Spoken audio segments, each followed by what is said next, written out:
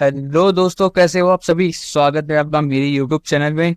आप देख रहे हो डीपी पाठशाला यानी कि डीएलएड पाठशाला। बच्चों, जैसा कि आप लोग जानते हैं कि डीएलएड पाठशाला पे आपकी डीएलएड पीटीसी के सभी विषयों की पढ़ाई होती है, बिल्कुल ही आसान भाषा में। चाहे आप हिंदी मीडियम के हो या फिर इंग्लिश मीडियम के, उससे कुछ फर्क नहीं पड़ता बच्चों, क्योंकि हम आपको पढ़ाते हैं इंग्लिश और हिंदी दोनों ही भाषाओं में, ताकि आपको हर टॉपिक्स अच्छे से समझ में आ सके।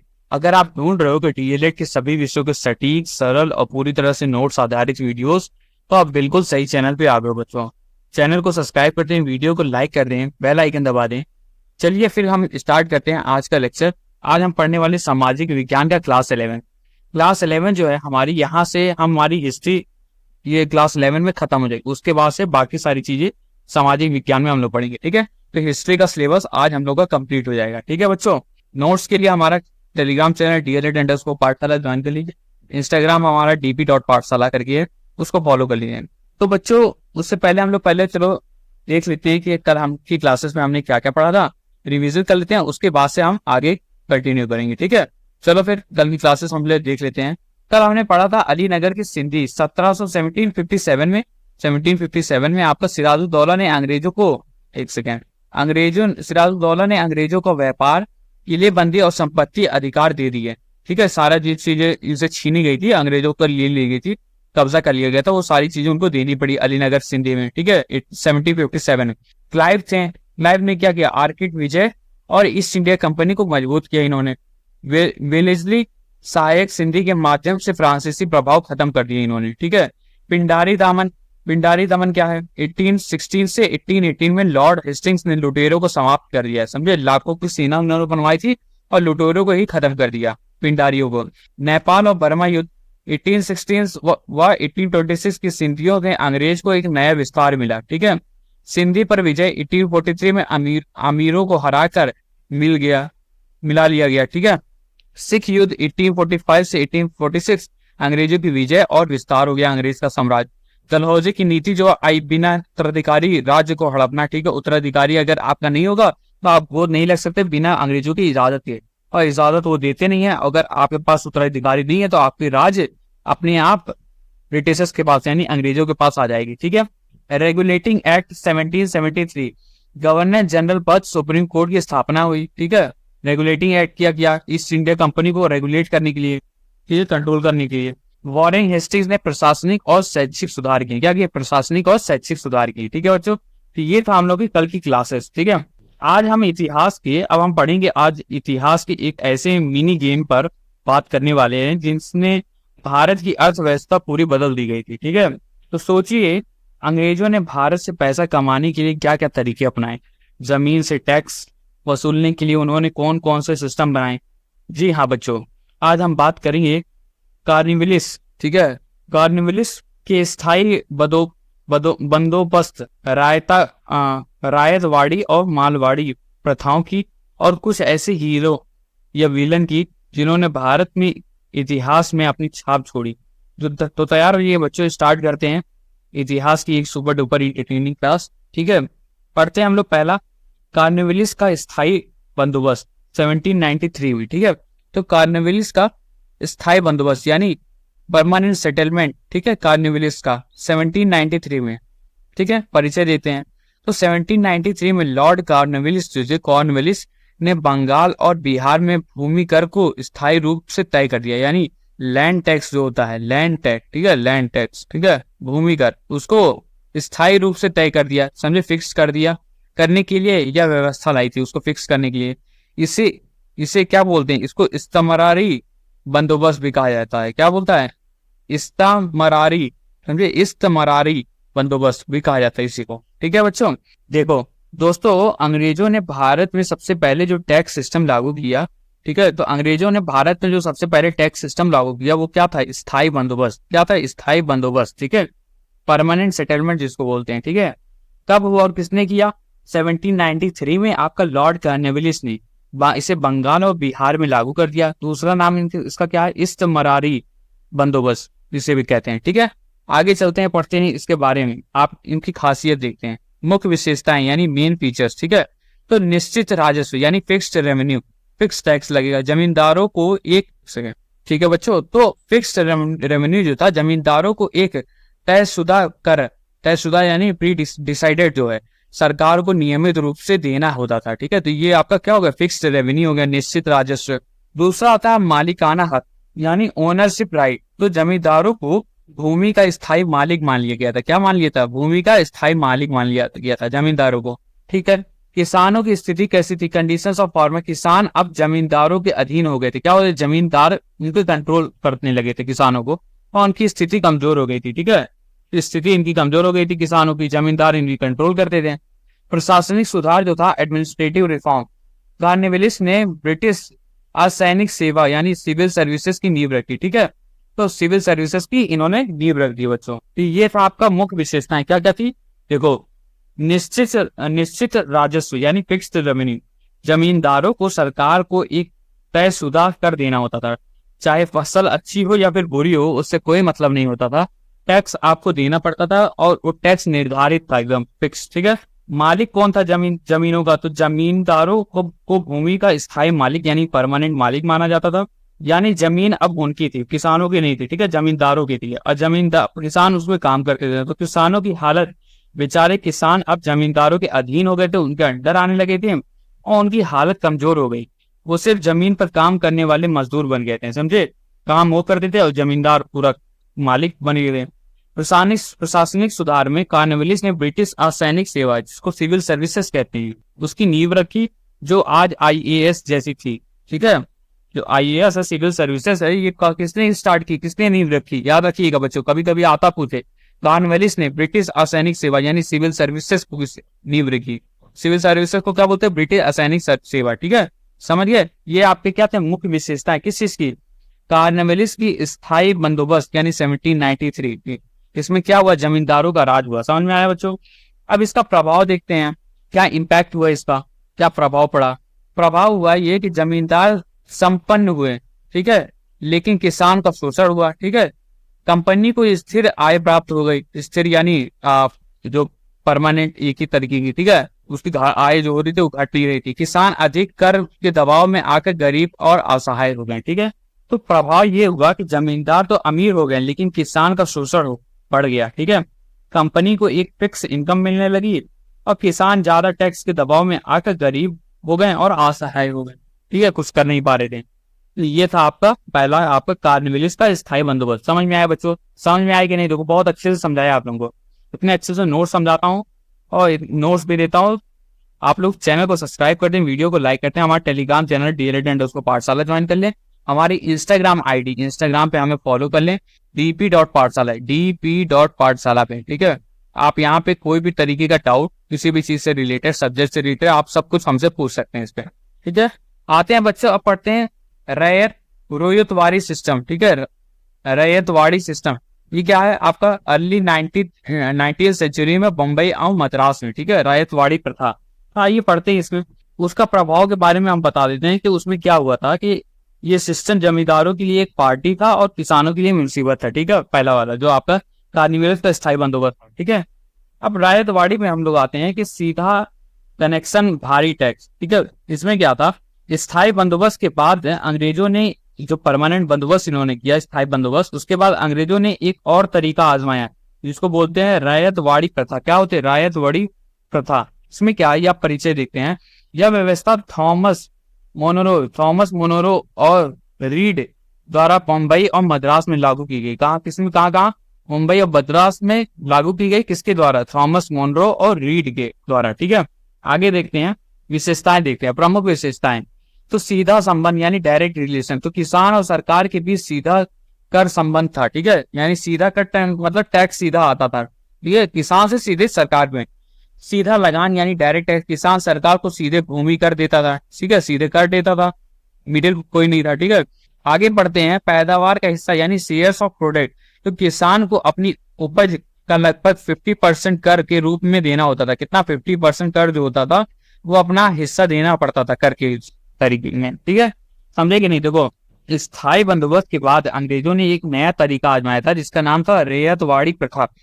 कब किसने लागू की? ये 19वीं सदी में की शुरुआत में थॉमस मुनरो और रीड ने मुंबई जो आज बम्बई जो आज मुंबई है और मद्रास यानी आज का चेन्नई में तो मुंबई और चेन्नई में लागू किया इसके, ठीक है, मद्रास को चेन्नई बोलते हैं, ठीक है।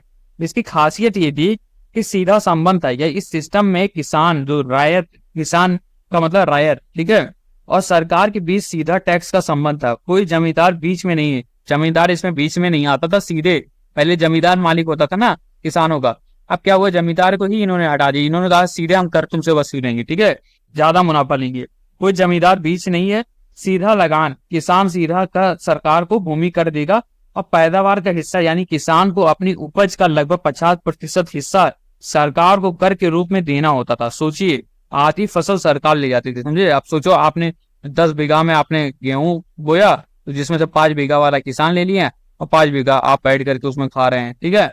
आधा तो आपका पूरा सरकार ही ले लेती थी कर, और ऊपर से जो बाकी सब डायरेक्ट टैक्सेस लगता था वो अलग, समझेंगे नहीं बच्चों। तो ये देख लो कैसा था वहां माहौल।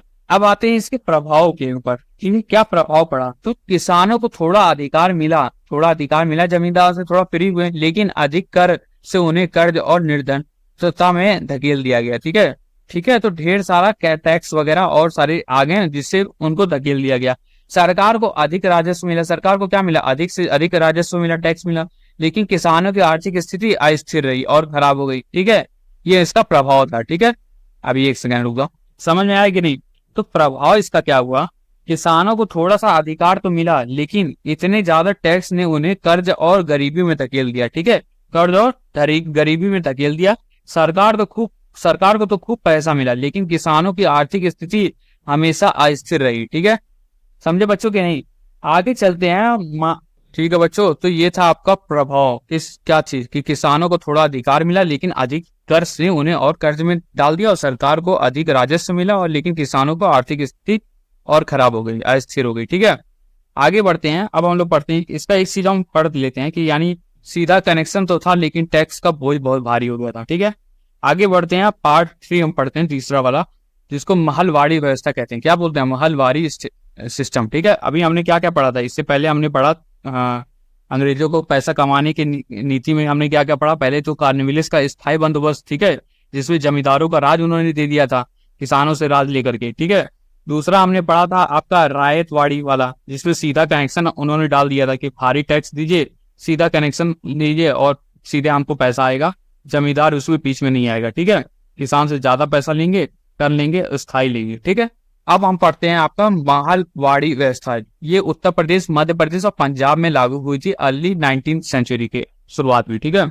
इसमें क्या था आपका, इसमें 1882 में हॉल्ट मैकेंजी ने शुरू किया, और 1833 में विलियम बेंटिक ने इसमें सुधार किया, ठीक है। तो हॉल्ट मैकेंजी ने इसका शुरुआत किया था आपका महलवाड़ी व्यवस्था का, और 1833 यानी 1833 में विलियम बेंटिक ने इसमें सुधार किया, ठीक।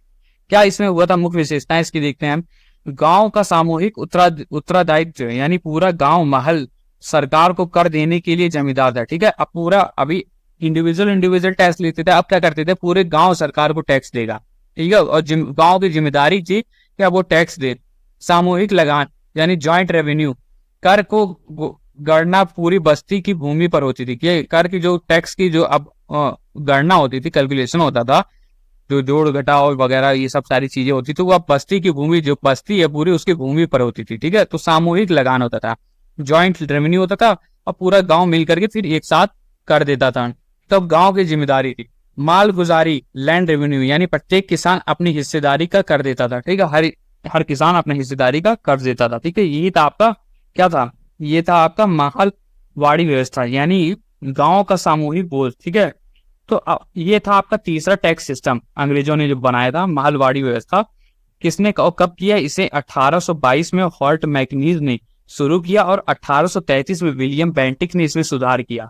कहाँ लागू हुआ था बच्चों, ये उत्तर प्रदेश, मध्य प्रदेश और पंजाब में लागू की गई, ठीक है। उत्तर प्रदेश, मध्य प्रदेश और पंजाब में, ठीक है। आगे बढ़ते हैं, इसकी खासियत क्या थी कि सामूहिक उत्तरदायित्व, क्या था, सामूहिक उत्तरदायित्व था बच्चों, ठीक है बच्चों। तो इसमें क्या था, सामूहिक उत्तरदायित्व था, यानी इस सिस्टम में पूरा गांव, जिसे महल कहते थे, सरकार को कर देने के लिए जिम्मेदार था, यानी पूरा जो गांव था वो सरकार को कर देने के, टैक्स देने के लिए जिम्मेदार था।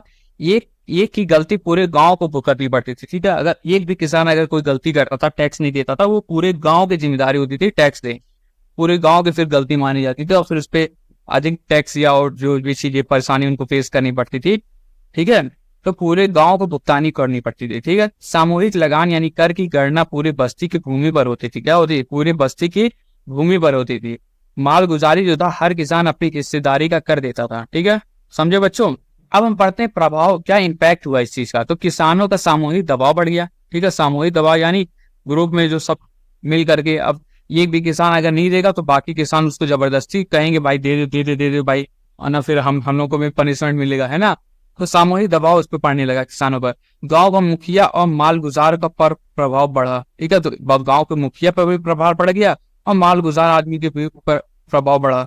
अधिकांश किसान कर्ज और गरीबी में गिरफ्तार में आ गए। ठीक है, तो और उनकी बुरी हालत हो गई। समझे कि नहीं? तो किसानों पर सामूहिक दबाव बढ़ गया, गांव के मुखिया और मालगुजार का प्रभाव बढ़ गया क्योंकि वो टैक्स इकट्ठा करते थे। ठीक है, और ज्यादातर किसान कर्ज और गरीबी में जाल में फंस गए थे। ठीक है, समझे बच्चों? समझे कि नहीं? तो ये था आपका क्या, मालवाड़ी व्यवस्था। समझ में आया? यानी ये सिस्टम सबका साथ सबका विकास नहीं, बल्कि सबका साथ और सबका टैक्स जैसा था। ठीक है, सबका टैक्स था। ठीक है, टैक्स ही वसूलते रहते हैं। इतना टैक्स उन्होंने कमाया है, सब चीज लूट लिए इन्होंने टैक्स से। ठीक है, किसानों को मार ही डाला एक तरीके से। चौथा आप देखते हैं लॉर्ड विलियम बेंटिक के बारे। तो लॉर्ड विलियम बेंटिक, ठीक है, इन्होंने इस पे सुधार की थी ना। तो परिचय 18 गवर्नर जनरल थे 1828 से 1835 तक। ठीक, परिचय इनका देखते हैं। उदार सुधारवादी सोच वाला एक गवर्नर जनरल, भारतीय समाज में कई बदलाव लेकर के आया है। क्या? भारतीय समाज में कई सारे बदलाव इन्होंने लाया। मुख्य सुधार इन्होंने क्या क्या किए? भारतीयों को सरकारी पद पर नियुक्ति, यानी सरकारी लोग गवर्नमेंट जो जॉब्स वगैरह थी उसमें भारतीयों को नियुक्ति किया गया। ठीक है, छोटे प्रशासनिक और न्यायिक पदों पर भारतीयों की नियुक्ति। ठीक है, चार्टर एक्ट 1833, याद है ना, कि रंग भेद यानी नो डिस्क्रिमिनेशन की नीति लागू की गई। ठीक है, जो चार्टर एक्ट जो थी 1833 में रंग भेद वाली नो डिस्क्रिमिनेशन की नीति लागू की गई। आगे क्या इन्होंने किया था? इन्होंने किया कोड़े मारने की सजा का अंत कर दिया। ठीक है, अबॉलिशन ऑफ फ्लॉगिंग, फ्लॉगिंग यानी कोड़े मारने वाली जो सजा होती थी। तो भारतीय सेना में प्रचलित शारीरिक दंड को समाप्त कर दिया गया। ठीक है, तीसरा था सामुदायिक और आर्थिक विकास। ठीक है, तो इसमें नदी परिवहन में सुधार, भारतीय नदियों में स्टीमर चलवाए इन्होंने। आगरा क्षेत्र में कृषि भूमि पुनर्गठन किया गया और किसानों की मालगुजारी का उचित निर्धारण किया गया। ठीक है, तो ये इनके कुछ रिफॉर्म्स थे, यानी इनके काम थे, सुधार जो थे। ठीक है, आइए फिर से इनको अच्छे से समझते हैं। ठीक है, तो दोस्तों अब हम बात कर रहे हैं कि एक ऐसा गवर्नर जनरल जिन्हें सुधारों का मसीहा कहा जाता है। क्या बोला जाता है? सुधारों का मसीहा, लॉर्ड विलियम बेंटिक। ये जो है आपके 1828 से 1835 तक गवर्नर जनरल रहे। ठीक है, 1828 से 1835 तक गवर्नर जनरल रहे। ये एक उदार और सुधारवादी सोच वाले व्यक्ति थे। ठीक है, उदार भी थे और सुधारवादी वाले सोच थे। इन्होंने क्या क्या सुधारा? भारतीयों को सरकारी पद पर नियुक्ति, इन्होंने छोटे प्रशासनिक और न्यायिक पद पर भारतीयों की नौकरी देना शुरू किया। चार्टर एक्ट 1833, याद है ना, इसमें रंग भेद यानी नो डिस्क्रिमिनेशन की नीति लागू की गई, यानी किसी भी रंग के आधार पर भेदभाव नहीं होगा। ठीक है, कोई कोड़े मारने की जो सजा थी उसका भी अंत इन्होंने कर दिया। यानी भारतीय सेना में जो शारीरिक दंड कोड़े मारने वाला प्रचलित था उसे इन्होंने खत्म कर दिया। ये बहुत ही मानवीय कदम था। ठीक है बच्चों, इसके बाद इन्होंने सामुदायिक और आर्थिक विकास किया, जैसे नदी परिवहन में सुधार किया, भारतीय नदियों में स्टीमर इन्होंने चलवाया। ठीक है, आगरा क्षेत्र में कृषि भूमि में पुनर्गठन किया, किसानों की मालगुजारी को उचित निर्धारित किया। ठीक है, यानी बेंटिक ने भारत के कई अच्छे बदलाव लाए। ठीक है ना, बेंटिक ने, लॉर्ड विलियम बेंटिक ने कुछ अच्छे अच्छे चीजें भी लाए भारत में। ठीक है बच्चों, तो ये था इनकी नीति जो सुधार इन्होंने किया। तो बच्चों अब हम पढ़ते हैं भारत में अंग्रेज साम्राज्य की संस्थापक, असली फाउंडर कौन था। ठीक है, तो भारत में अंग्रेजी साम्राज्य जो था उसके संस्थापक कौन थे? Robert Clive. ठीक है, founder of British empire in India कौन था? Robert Clive. रॉबर्ट क्लाइव को अंग्रेजी साम्राज्य की नींव रखने वाला माना जाता है। ठीक है, प्लासी का युद्ध यानी बैटल ऑफ प्लासी जो हुआ था 1757 जीतने के बाद अंग्रेजों की राजनीति शक्ति स्थापित हो गई थी। यहाँ उसके बाद से बैटल ऑफ प्लासी के बाद इन्होंने राजनीतिक शक्ति स्थापित कर लिया और राजनीतिक में इन्होंने हस्तक्षेप किया। ठीक है बच्चों, तो ये था आपकी क्लास। देखो दोस्तों, आपने कई बार सुना होगा कि भारत में अंग्रेजी साम्राज्य के संस्थापक कौन थे। इसका जवाब है आपका रॉबर्ट क्लाइव। कौन? क्यों? क्योंकि प्लासी ऑफ युद्ध में 1757 के बाद जीतने के बाद अंग्रेजों की राजनीतिक शक्ति भारत में सही मायनों में स्थापित हो गई थी और इस जीत के पीछे क्लाइव का ही दिमाग था। किसका? रॉबर्ट क्लाइव का दिमाग था बैटल ऑफ प्लासी जीतने में। ठीक है, इसी के लिए इसका नींव रखने वाला इनको माना जाता है अंग्रेजी साम्राज्य का, ठीक है, संस्थापक। समझे बच्चों? यहाँ तक आपकी हिस्ट्री की, किसकी हिस्ट्री की, आपका सिलेबस कंप्लीट हो गया आपका 3rd सेमेस्टर का, ठीक है बच्चों। यहाँ इसके बाहर आपको एक क्वेश्चन नहीं आएगा। सारी चीजें जो आज 1 से लेकर के 11 तक क्लास हुई है, 1 से 11 क्लास में सारी आपकी हिस्ट्री के क्वेश्चन सब आए। आप सीरीज को लेने की जरूरत नहीं है, कोई भी चीज लेने की जरूरत नहीं है। हम आपको इतनी आसान तरीके से समझाए हैं, इससे बेहतर और इससे अच्छा तरीका आप पेड पैसा दे करके भी आप नहीं सीख सकते, ठीक है। चाहे आपसे पैसा ले लिया जाए तो भी आपको कोई नहीं सिखा सकता इससे अच्छा तरीका से, ठीक है। तो बच्चों, अगर आपको केवल हिस्ट्री पढ़नी है तो आप 1 से 11 तक आप यहाँ तक एपिसोड देख सकते हैं, ठीक है, क्लासेस। चलो एक चीज और हम स्टार्ट करते हैं, गिर फॉरेस्ट, ठीक है। ज्योग्राफी थोड़ा स्टार्ट कर देते हैं, अभी बस एक ही टॉपिक है। तो गिर 1 जो था, गिर फॉरेस्ट जनरल नॉलेज के लिए है। ये कहाँ हुआ? गुजरात राज्य में हुआ। विशेषता क्या थी इसकी? स्पेशलिस्टी एशियाई शेर थे इसमें का एकमात्र प्राकृतिक आवास था, समझे। तो नेचुरल हैबिटेट था किसका? एशियाई शेरों का, ठीक है बच्चों, लायन का, समझ गए। तो गिरी वन कहाँ है? ये गुजरात राज्य में है। खासियत इसकी सबसे बड़ी खासियत यह थी कि ये एशियाई शेरों का दुनिया का एकमात्र प्राकृतिक आवास था, ठीक है, प्राकृतिक आवास, समझे, नेचुरल वाला। यानी ये शेर सिर्फ यहीं पाए जाते थे, ठीक है। तो जब भी शेर की बात हो तो गिर 1 को याद रखना आप लोग, गिर 1, ठीक है। गिर 1 जो नेचुरल आपका एक तरीके से आवाज था उसका, लायन का, एशियाई शेरों का, ठीक है बच्चों। चलो अब बोनस फैक्ट्स और एग्जाम में काम आने वाली शॉर्ट नोट्स हम डिस्कस कर लेते हैं एंड देख लेते हैं। पहले अच्छा खासा टाइम है, ठीक है। पहले हम लोग देख लेते हैं हम लोगों ने आज क्या क्या पढ़ा। आज हमारी हिस्ट्री की लास्ट क्लास थी, हिस्ट्री की, सामाजिक विज्ञान की नहीं, समझे। आज हमने पढ़ा कि बहुत अच्छी चीजें पढ़ी, बहुत काम वाली और हमेशा आने वाली, हर चीज में, हर एग्जाम में आती है। कॉर्नवालिस का स्थायी बंदोबस्त, ठीक है। पहला था हमने क्या पढ़ा? कॉर्नवालिस का स्थायी बंदोबस्त, जिसमें 1793 में इन्होंने स्टार्ट किया। बंगाल और बिहार में भूमि कर इनको स्थायी परमानेंट कर दिया गया। इस्तमरारी बंदोबस्त भी इसको कहा जाता है, ठीक है। फिर उसके बाद से इसका फीचर क्या थे? फिक्स्ड रेवेन्यू, निश्चित राजस्व लगा। मालिकाना हक हो गया जमींदारों पे, और किसानों की स्थिति खराब हो गई। प्रशासनिक सुधार में इन्होंने, कॉर्नवालिस ने ब्रिटिश असैनिक सेवा यानी सिविल सर्विसेज की नींव रख दी, ठीक है। फिर हमने पढ़ा रायतवाड़ी प्रथा। दूसरा जो कमाने का जरिया था इनका क्या था? रायतवाड़ी प्रथा। इसमें क्या था? यह व्यवस्था थॉमस मुनरो और रीड द्वारा मुंबई और मद्रास यानी चेन्नई में लागू की गई, ठीक है। विशेषता क्या थी? सीधा संबंध, अब किसान और सरकार में भी सीधा डायरेक्ट कनेक्शन हो गया था। डायरेक्ट टैक्स वसूलते थे। पैदावार का 50% हिस्सा जो था वो सरकार के पास जाता था एज ए कर, टैक्स के रूप में, ठीक है। प्रभाव, किसानों की और बदतर हालत हो गई। सरकार को अधिक राजस्व मिला और आर्थिक स्थिति उनकी अच्छी लगी, बस, और किसानों का आर्थिक स्थिति खराब हो गई थी। फिर तीसरा इन्होंने लाया महलवारी सिस्टम। महलवारी में क्या था? महलवारी मतलब विलेजेस, ठीक है। तो उत्तर प्रदेश, मध्य प्रदेश और पंजाब में 19वीं सदी की शुरुआत में इसमें आया।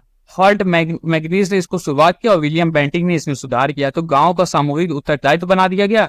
गांव की जिम्मेदारी थी पूरा टैक्स देने की। कोई भी किसान अगर टैक्स नहीं देता था, पूरे गांव का उसको उसका जिम्मा उठाना पड़ता था, ठीक है। सामूहिक लगान लगाने लगा, ठीक है। माल गुजारी यानी लैंड रेवेन्यू, प्रत्येक किसान अपनी हिस्सेदारी का कर देता था, ठीक है। प्रभाव इस पे क्या हुआ? किसानों पर सामूहिक दबाव पड़ने लगा और गरीब होने लगे, गरीबी में गिरफ्त होने लगी, ठीक है। फिर हमने लॉर्ड विलियम बेंटिक के बारे में पढ़ा कि गवर्नर जनरल थे 1828 से 1835 तक। ये उदार और सुधारवादी सोच वाले गवर्नर जनरल भारतीय समाज को कई बदलाव इन्होंने लेकर के आया। जैसे कौन सा सुधारा? इन्हें छोटे प्रशासनिक, ठीक है, भारतीयों को सरकारी पद में नियुक्ति दी इन्होंने।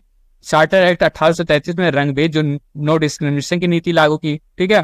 कोड़े मारने की सजा इन्होंने बंद कर दी जो भारतीय सेना में प्रचलित था, शारीरिक दंड। सामूहिक और आर्थिक विकास में जैसे नदी परिवहन स्टार्ट किया, नदियों में स्टीमर चलवाए इन्होंने। आगरा क्षेत्र में कृषि भूमि पुनर्गठन किया और किसानों की मालगुजारी पर उचित निर्धारण किया, ठीक है। फिर हमने पढ़ा कि लॉर्ड जो अंग्रेजों के साम्राज्य का संस्थापक कौन था? तो ये रॉबर्ट क्लाइव इनको माना जाता है, क्योंकि ये बैटल ऑफ प्लासी के इन्होंने नींव रखी थी और बैटल ऑफ प्लासी जिताने में इन्होंने बहुत बड़ा योगदान था। इसी के लिए इनको अंग्रेजी साम्राज्य का नींव रखने वाला मानते हैं, रॉबर्ट क्लाइव, याद रखिएगा बच्चों, ठीक है। चलो अब हम लोग रिवाइज कर लेते हैं, शॉर्ट नोट डिस्कस कर लेते हैं, एग्जाम में काम आता है। स्थायी बंदोबस्त, आपके जमींदारों को मालिकाना हक है, किसानों का शोषण हुआ, ठीक है। मतलब किसान से जमीन लेकर के आपको जमींदार को दे दिया, और जमींदार क्या करता था? जमींदार बैठ करके बस खाता था, सरकार को टैक्स देता था, और किसान बैठ करके जमींदारों की जमीन को हल जोतते थे, ठीक है।